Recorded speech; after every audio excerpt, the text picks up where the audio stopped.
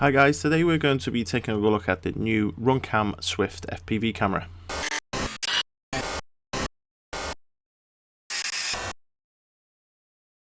So RunCam recently got in touch with me and asked if I would like to do a review on this camera, and I said yes, obviously. So here it is, the new RunCam Swift. Now you may be forgiven for thinking this looks very much like the HS1177 camera, and you'd be right to do so because it shares many parts, including its sensor, which is the Sony SuperHAD 2 CCD. And just in case you're a little bit confused, the CCD is the good sensor, not like the CMOS sensor that is used by the Fatshark cameras. So taking a look at the back, you'll immediately notice that we have two inputs. The top one now being the OSD, and then the bottom being your video ground and voltage. And looking at that voltage, you'll notice that it is good from anything from 2 cell up to 4 cells. I really like having the idea of having a separate port for the OSD, as it makes changing your camera settings very easy on the fly when you're out in the field, because you're only going to need one extra cable and you can just plug it straight in. There's no unplugging of any other cables. Looking at the size and form factor compared to a TBS Zerozero, you'll notice that they're basically identical, apart from the fact the back of the Swift has the extra arm pivoting mounts. Also, the TBS Zerozero does have a very small hole in the front for its microphone, which the Swift camera does not have. Lens-wise, RunCam sends you the fairly generic 2.8mm lens. This is the most popular lens that is sent out with these FPV cameras, but you can swap it out for a mid-range 2.5 or a really wide 2.1. So let's take a look at what else comes inside the box. Inside you should find 2 bags and 2 pieces of paper. One being your warranty card and the other being the specs card, basically giving you the information I've already gave you. But if you want to read some of the specs, you can pause this video here and have a good look. So let's move on to the contents of some of the bags. We're going to open the small bag first, which contains some of the camera mounts. Now the camera mounts that come with the HS1177 are very similar to this, however they don't have this curved piece in the back. This is what sets it apart.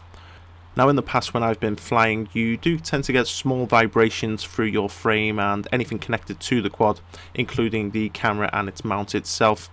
Now what tends to happen is if you can't get the camera mount tight enough, then the camera starts to fall down like so. That's why they've included this extra piece on the back here where you can see the brass insert, and you can then screw through there to hold it in place very sturdily, because on the original cameras like the HS1177, sorry I keep saying that over and over but I have to keep referring back to it, yes, when you would use one of these small screws on there, it would always fall down. Now it also comes with an upper deck camera mount.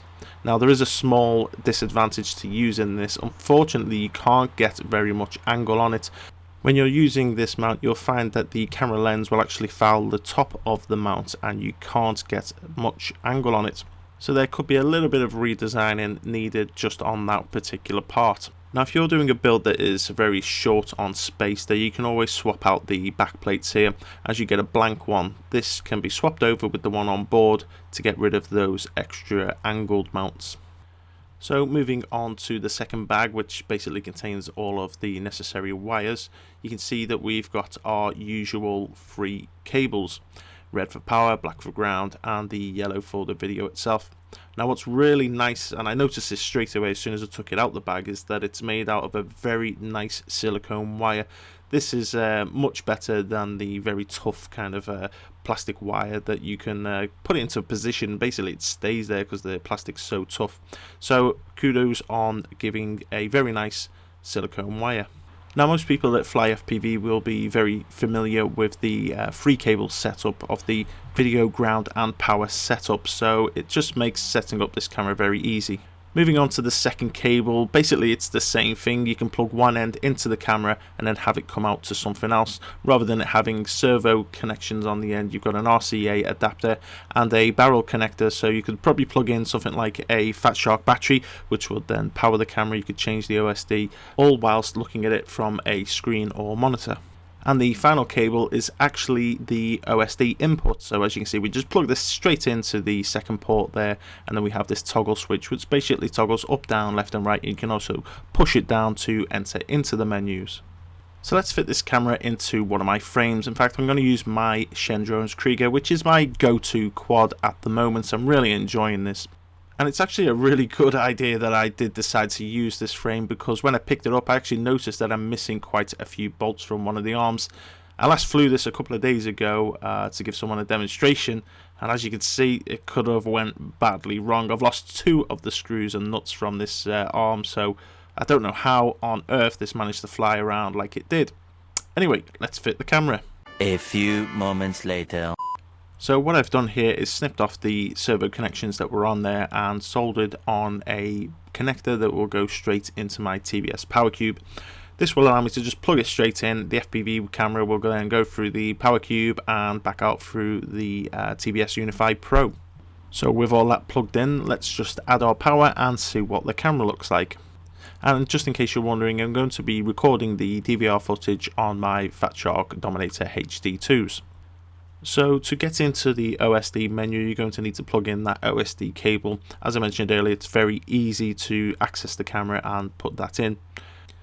To open up the menu, you're going to need to push on the position switch and you will see that the menu opens up like so. It's a fairly generic menu and most people will have used these before. But this is the first time I've come across DPC, which is the dead pixel correction. Basically helps if you have any dead pixels on the screen or you notice any pixels looking kind of funny. You need to make sure that you have the lens cap on, go into DPC and press enter. You'll see the screen flash a couple of times whilst it looks for the dead pixels and tries to sort them out. Usually automatic everything tends to work quite well. However, I decided to turn on the wide dynamic range here. Later on when I went out into the field I actually changed this back to off. I'll show you this later in the video.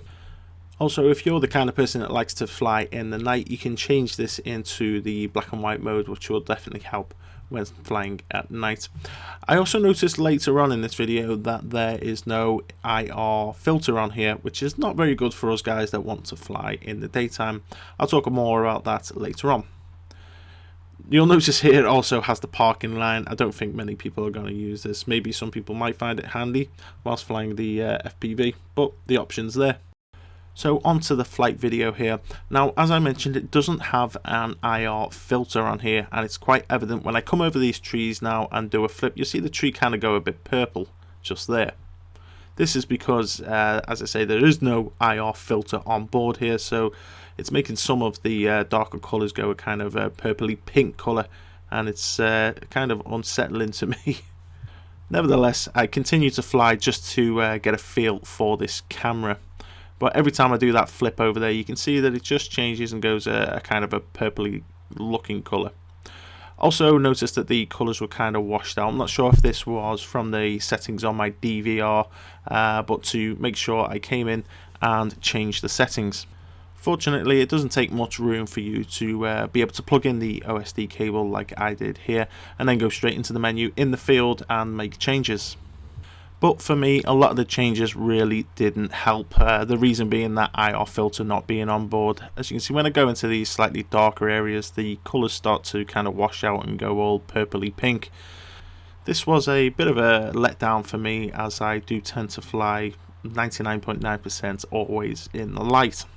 Latency wise, I think the camera does a fairly good job. I didn't really notice too much latency. I've been flying with the TBS Zerozero the past couple of weeks and I'm really enjoying the zero latency that provides.